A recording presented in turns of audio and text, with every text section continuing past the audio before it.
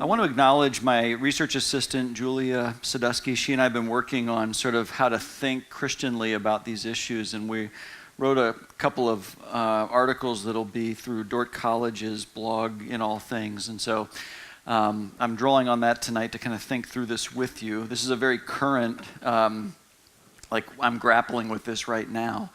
And so I'm glad that we can join together as followers of Christ and kind of think through these issues together.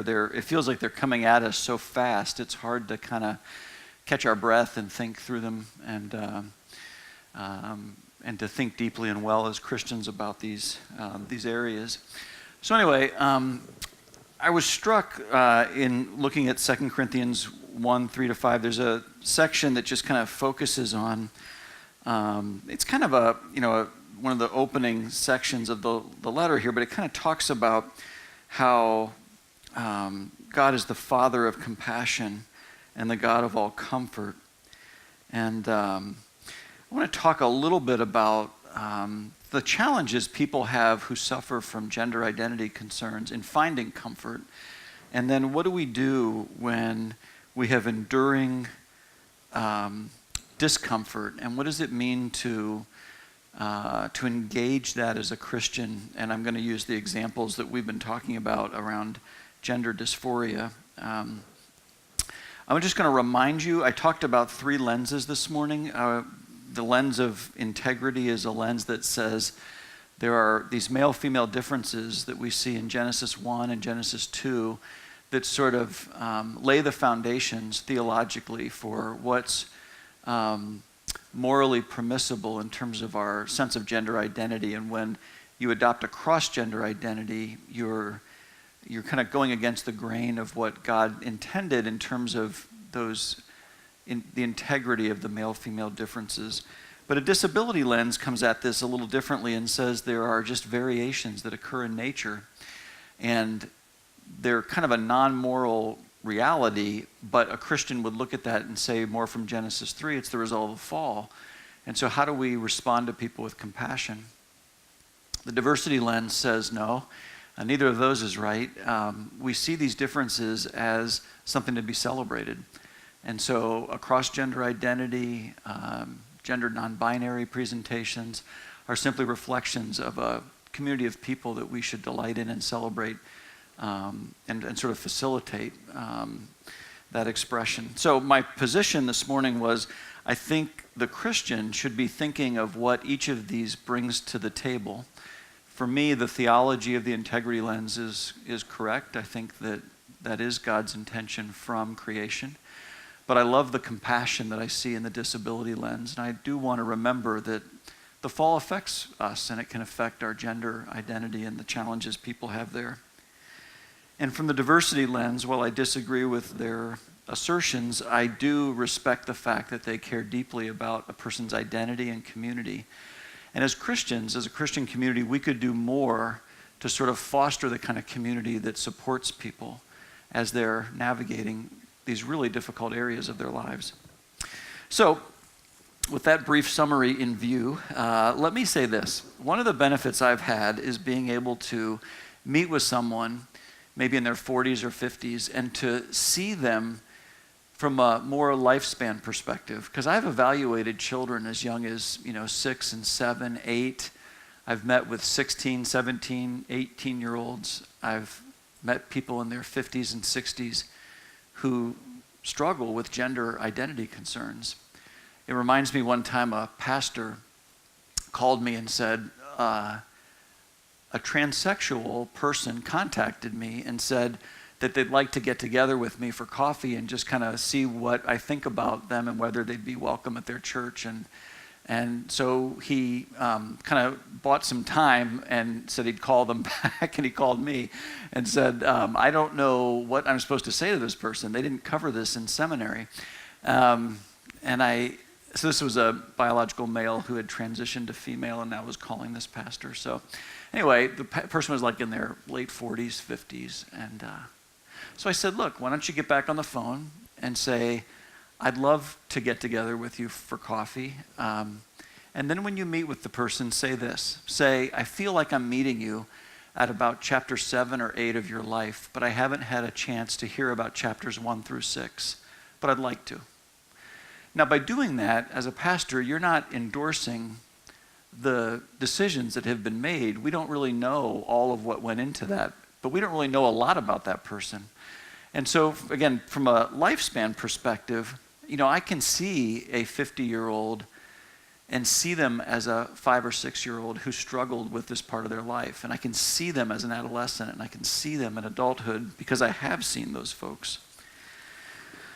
A few years ago, we interviewed a number of Christians who struggle with this part of their life, their gender identity. So remember that if they suffer from gender dysphoria, it's a distress that they experience when their gender identity as a man or a woman is not congruent with their biological sex as a male or female, and they feel great distress over this. Anyway, we were interviewing several Christians who suffer from this. And here are the chapters that actually we reported in our findings. There were kind of 5 basic chapters in a person's life. An initial chapter on their childhood, which was kind of this innocence, because they don't know that this is a problem. Your sense of being a boy or a girl is established between ages 2 and 4. And if it's not reflective of your biological sex, you don't know any better until somebody tells you, stop acting that way, right? You're just doing you, okay? So there's a subsequent chapter on conflict, a chapter on their faith. These were all Christians, revisiting their gender identity and then learning how to cope with it. So let me just share a couple examples. So one is like this initial chapter on childhood. This person actually captured both chapters. They said, I enjoyed playing with my younger sister and didn't feel shame in dressing up as a girl. I wanted to be a ballerina until I was told to stop by my parents with no explanation. I started to experience shame and confusion.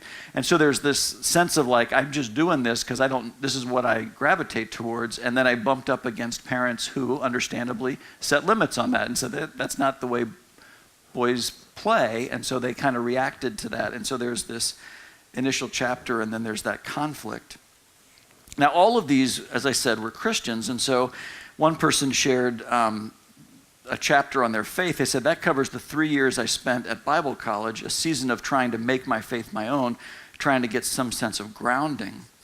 And then there was a chapter where they revisited their gender identity, because a lot of people turn to their faith as though their faith would resolve this, that if I really leaned into God, my gender identity concerns would resolve. This dysphoria that I've talked about would abate if I leaned into God enough.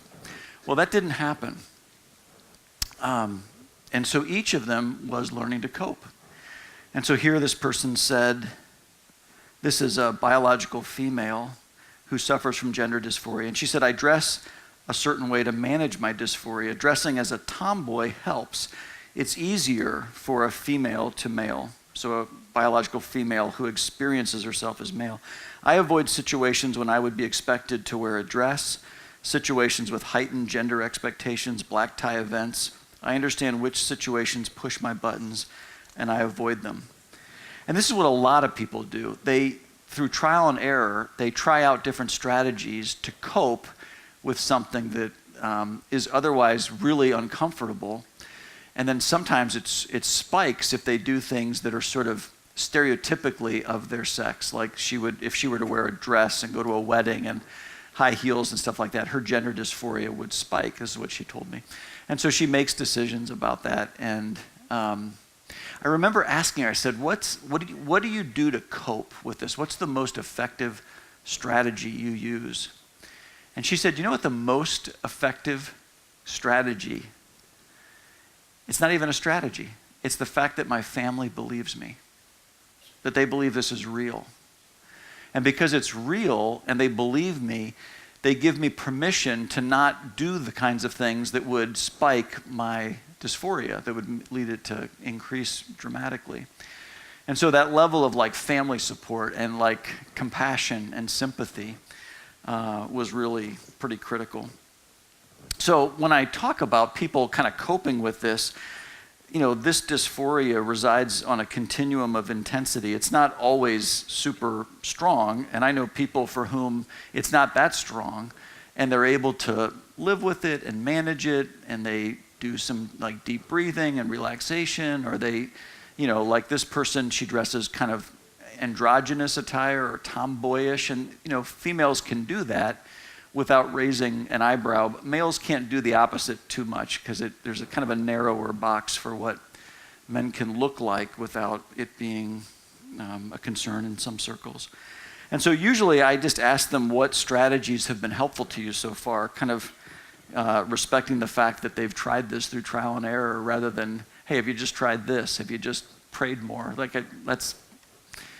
Yes, they've prayed more. That's probably not the, it's not the, those obvious answers are probably not the answers for them right now. So here's a couple of the one on the top is the same one I just read about managing it with the dressing. But another person said, helping other people, focusing on the problems of others. I was created to love God and love people. God made me generous and empathic, and that's what matters. I remember this woman was about serving other people, and that really helped her cope with the dysphoria when she kind of got outside of herself. You say, well, does this person even have the bandwidth to do others for others? And actually doing for others, which is a very Christian coping strategy, was actually really helpful to her. I thought that was interesting. Another person says, it wasn't until I got home and I was journaling to God, so journaling to God was her strategy.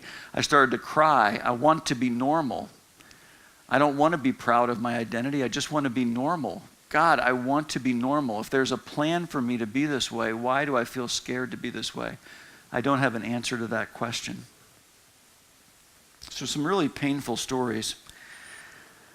When I engage people in a ministry context here, I'm usually taking more of a posture of tell me more about it and inviting further story. Like the pastor who I said, ask about chapters 1 through 6, because you're sort of ministering to a person or meeting a person at chapter 7 or 8, and sometimes not knowing the backstory doesn't really help you effectively minister now.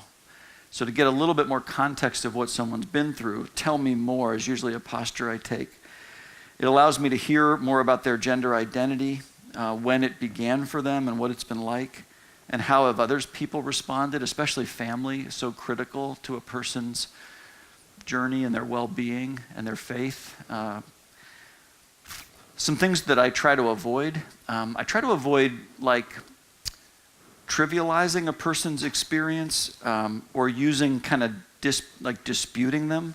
Like when someone says to a guy like Kevin, but you're a guy, it's like you're disputing the fact that they suffer from gender dysphoria by declaring something that's true and obvious, but it doesn't make the gender dysphoria go away to state that to somebody. Not quite sure what people are thinking is going to happen if they say that. Or to think of this as willful disobedience. I guess keeping in mind what a person has say over. I have never met somebody who truly suffers from gender dysphoria who chose to experience it. I remember one teenager that I met with, he was a musician. And he said to his parents, we were doing a consultation for a couple of days at our clinic, and he said to his parents, just trying to communicate what this was like for them. They didn't understand what gender dysphoria felt like. And he said, it's like dissonance in music. It's like a tonal combination that's seeking resolution, but it never resolves. And they were musicians too, thankfully, and they got it right there. He couldn't find the words before that to explain how painful this was for him.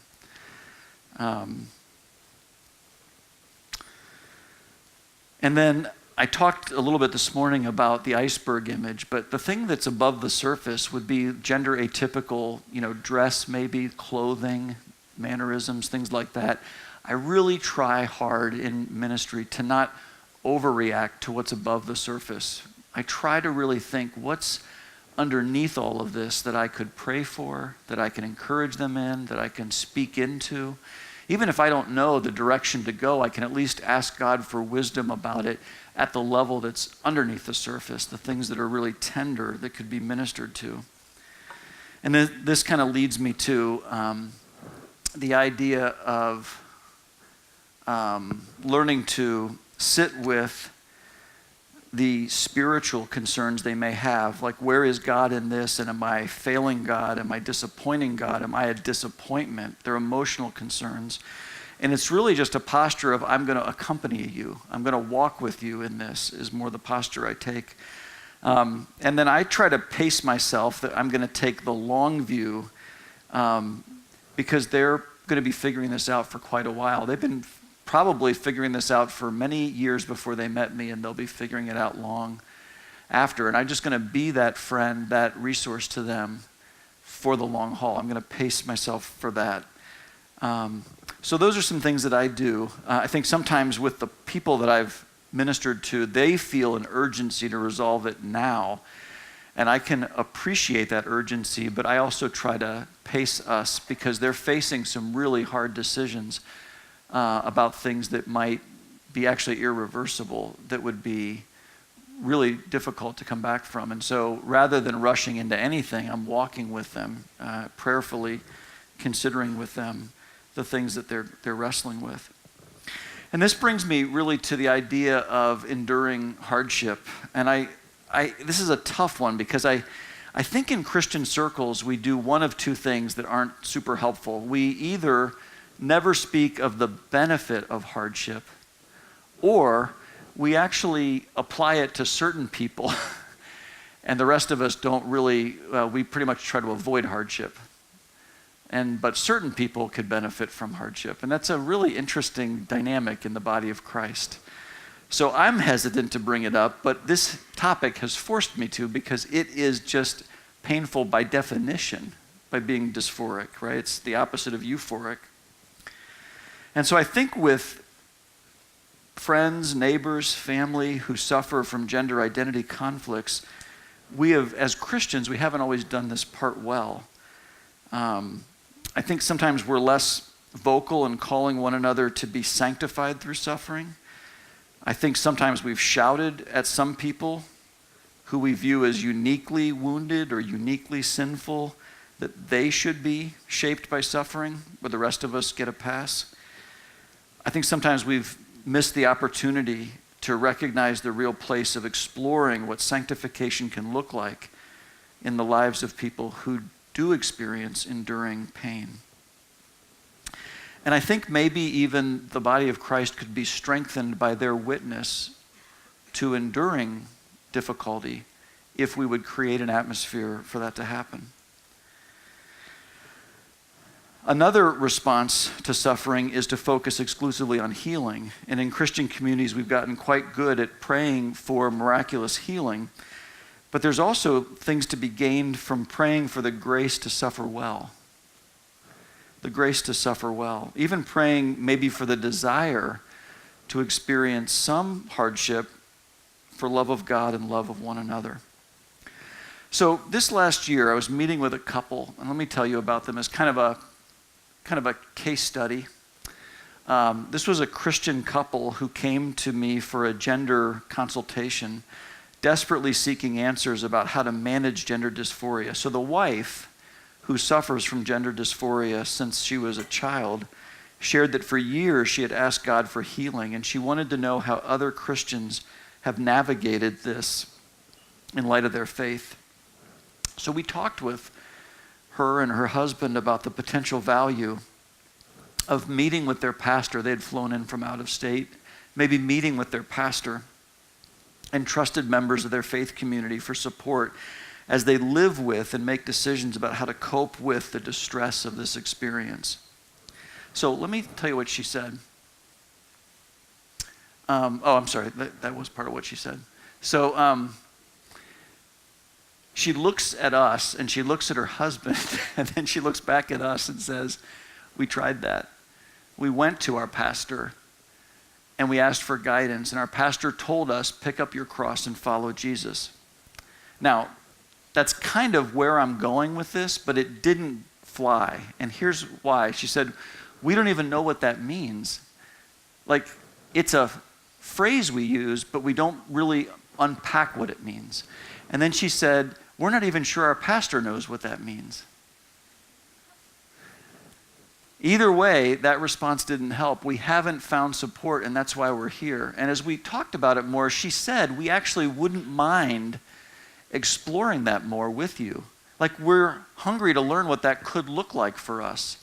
We're not asking for a green light to follow a path that maybe secular sources would say we should follow. We're not looking for a green light to do something that might go against our conscience. We're just looking for, what do people do with this? And but the comment from her pastor was more like a pat answer to difficult circumstances, something that we often say to one another, usually just to manage our own anxiety. We don't know what to say, so we say something. We quote something. And what it communicates to the person who's suffering is, I don't have sufficient time to lean into you and drill deep and walk with you in this, and it almost manages our discomfort, and it kind of moves them along. And it has a flavor of spirituality because it's maybe from the Bible, or it sounded like something people would say who's Christians, but it's actually not a very Christian thing to do, to sort of skim the surface and call it ministry. Ministry doesn't skim the surface. If you've ministered to people, you know it's messy. You know it's not surfacey. You know it's drilling deep. You know you're going to be there a while. At least when I've been ministered to, it's never been good luck with that. I remember, just to tell you a brief story, my wife and I have her permission to share this, but when we first got married, we were going to start our family. And we weren't able to. We struggled with infertility, and it was really painful for us. You know, we felt like God was calling us to be parents, and that it was such a desire in both of our hearts. And the pain of that was really hard for many people in the body of Christ to respond to.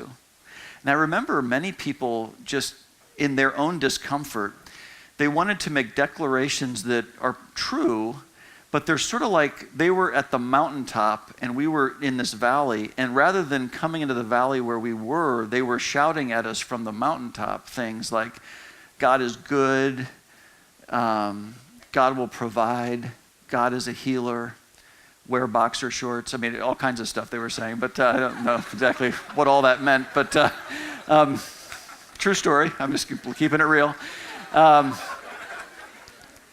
So obviously there was like a point of diminishing returns with like, this is ministry. But you know what happened is we ended up pulling back from the small group we were a part of, and we plugged into there was this whole underground network in our church of people who had dealt with the same thing. And we didn't know about them because there was kind of this shame about it. And so we met them. We were in a Bible study with 3 or 4 other couples, and there was just instant credibility because they had asked similar questions. Why would God give us the desire to parent if we didn't have the ability to have children? Okay, I mean, really good questions that nobody else wanted to sit with us in. And these are like, you know, theological questions of the Odyssey. What do you do with evil in the world and suffering in the world? And where is God in the middle of that? And why would God create us and then give us these impulses and then sort of pull back the option, you know? Now, obviously, this was all, that we're years later. We have adopted 3 wonderful children, and we're blessed to be able to take the desire to be parents and parent in a way that wasn't our original plan. But now I look back on my life and I can't imagine being a father in any other way than I've been a father. I can't imagine raising any other children than the children I've been given the opportunity to be a father to. And so, does God redeem that suffering? Does God bring about something good? And I don't even think it had to be the outcome that we had. It could have been a half a dozen other outcomes. I still think God would have been good and brought redemptive purposes out of something. I'm just trusting that. Now, the people who shouted at us, I think they believed that too, but they believed it in theory and they didn't have much practice with it. They believed it from the mountaintop, but they didn't walk the valley with us to achieve it through the sustained relationship. So all of these are these are just principles for ministry. And I'm hoping that you'll sort of take with you tonight some ideas of, you know, if someone comes to you and this is part of their story, this gender identity, or really anything that we're talking about, you know, are you willing, I guess, to enter into the shadow of the valley and just be in there? It's very incarnational. I think I've become a better psychologist and maybe a better elder for having gone through those experiences of infertility, even though don't know that I'd have the courage to ask for it again if I had a do-over. But on the other hand, I think I'm a different person for having gone through it. And so part of what I'm saying is I think some of these folks we're talking about could be strengthened in the face of adversity if we as a Christian community can help revisit the benefits of that in people's lives. But we also have to be willing to face adversity and even ask, Lord, what would you have for me in that area? Which is very countercultural in a hedonic culture like ours that maximizes pleasure and minimizes pain. It's also countercultural in the Christian culture in the West. We're more like the broader culture than we are in some ways like a Christian culture.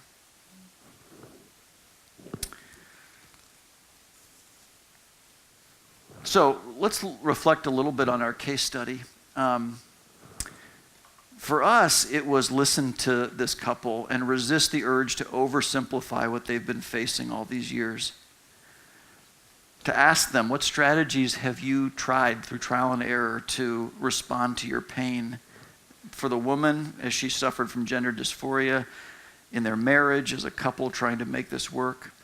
And then I always honor the strategies that someone has used, even as we set aside my own initial reaction to the strategies and whether they're ones that maybe I think were a good idea or right to do.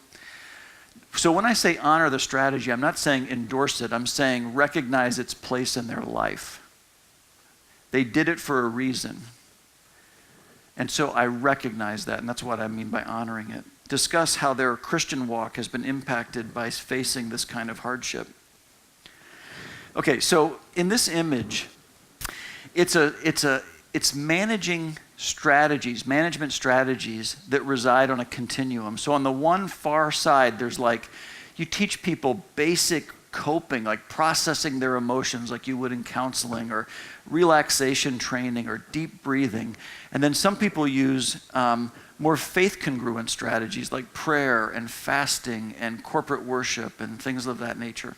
And then other people use more gender-inflected strategies like the woman who dressed more tomboyish or androgynous attire, or might wear boxer shorts, or a male who keeps his hair long or wears light makeup, and it's more gender-inflected strategies for coping.